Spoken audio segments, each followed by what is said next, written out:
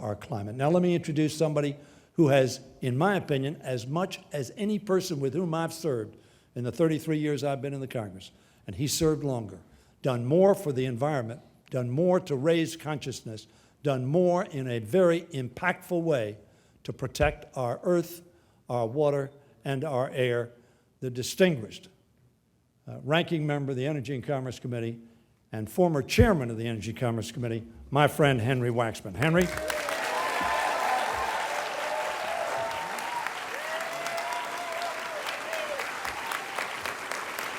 Thank you very much.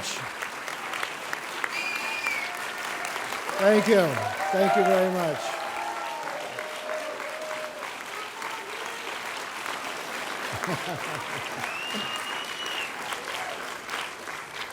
Well, I'm delighted to be here, and I'm amazed.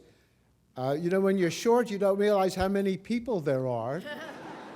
But luckily, I get to stand on the Barbara Boxer box. And whenever I'm with Barbara Boxer and she's got her box, it's an uplifting experience for me. Senator Whitehouse, members of the Senate, the House, and all of you, we're here because our country and our world is at a crossroads. The scientists tell us it's unequivocal that there is climate change taking place, that we're seeing this, more intense storms and droughts and all these calamities in every part of our country, and every industry is being affected by it. And unless we do something to stop the greenhouse gases that we're spewing into the air, we're taking a huge risk on the only atmosphere that we have. So we're at a crossroads.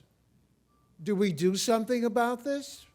Or do we follow the path that we see in the Congress of the United States on the House side, where we don't have such great leaders like Sheldon Whitehouse and Barbara Boxer?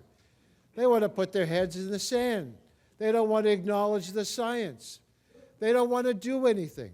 Every time they criticize what President Obama wants to do, I said, if you don't like that, what do you propose? And they have nothing to propose because they don't want to deal with this issue.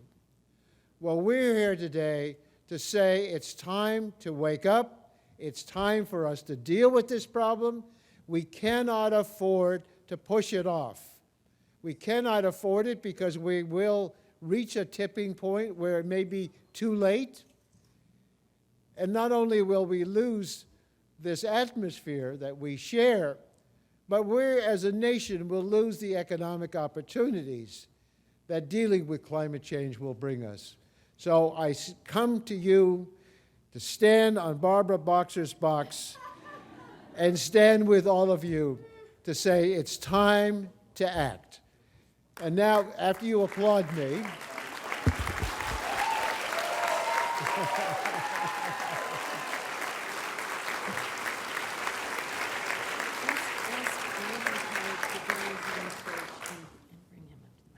okay, Barbara Boxer suggests that I ask all of our colleagues to come up to the stage as I introduce the next one of our colleagues to speak.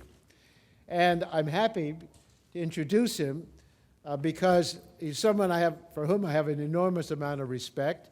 He's from the House, and he's the co-chair of the House Sustainable Energy and Environmental Caucus, the representative from New York, and my good friend and a great champion of our cause, Congressman Paul Tonko.